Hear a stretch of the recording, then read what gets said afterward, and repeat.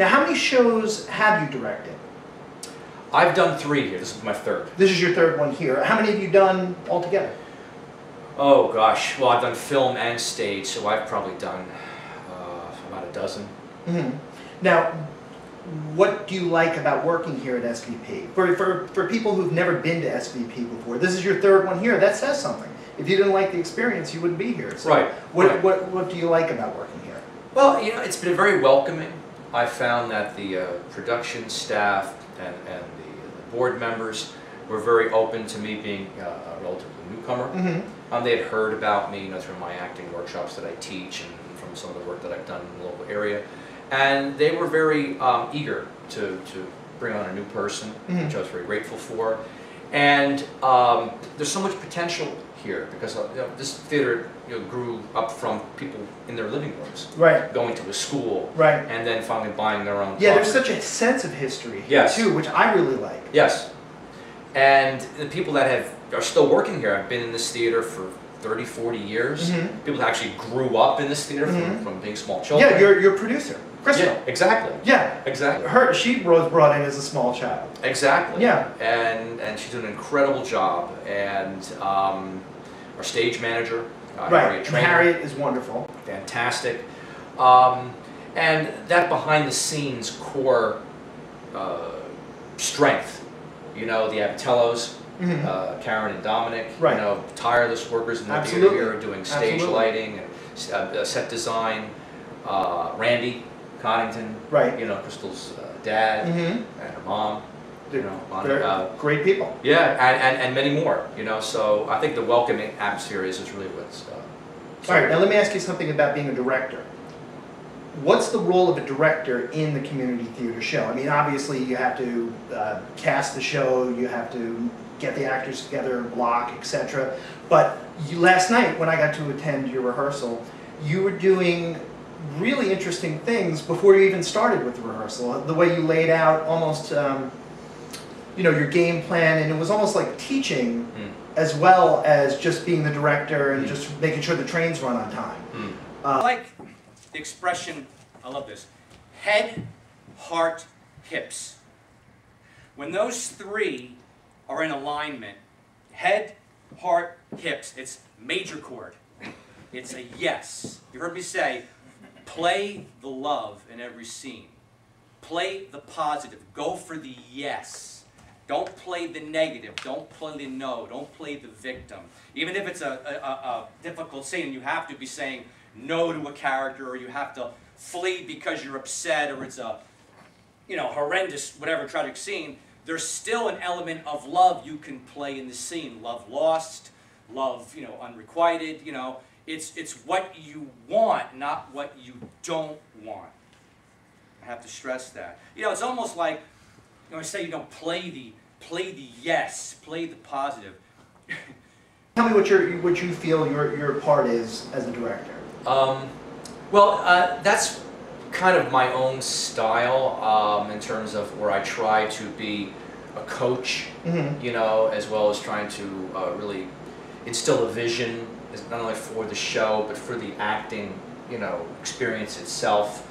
And I do try some avant-garde methods, as you've seen. Right. Science rehearsal, trying to get the actors to be much more into discovering their experience within doing the work, as opposed to actors telegraphing, indicating, and showing. Like, for example, you know, I'm listening. Right, right. You know, I enjoyed when you did that last night. You, you know, and, yeah. And there's a certain self-consciousness that comes with just being on stage or being in front of the camera. Sure. You know. Because you get people in shows who have a lot of experience, and then you get some people who have almost zero experience. Right, right. So how do you bridge that gap? Through a lot of work, a lot of repetition. And the thing that I enjoy is that I can work with any person. If they've had no training, if they've had 10 years of training, as long as they're open, they listen, and they're available. You know, it's more difficult when people have preconceived ideas and they don't allow for new experiences. But I've had great success in the films that I've produced, directed, and the stage productions, when people were just like sponges. you know, and just absorbed it, and we just embraced it and tried this and took risks and Right. made choices. Right. And they just surprised themselves. It surprised me every time they were in a scene, and it's just wonderful to see that. Right, because you said something last night which kind of struck me because of the shows that I've done about not locking in your performance at all. Right. Whereas some directors that I've worked with give you a certain amount of time to experiment and then say, okay, well at this point you can't experiment anymore. Right. You have to kind of lock it in. Right. So did you and I didn't get a chance to ask you last night, did you literally mean don't ever lock it in? Just leave yourself open to any experience? Because then I find too that if you happen to feel a different thing that day, you could throw off your fellow actor, which you don't want to do either. You want to be in the moment, but you don't want to throw them off. That's a good point. Either, how do you balance that? That's a good point, Mike. I think, again, there are the parameters, like the scaffolding you have to establish.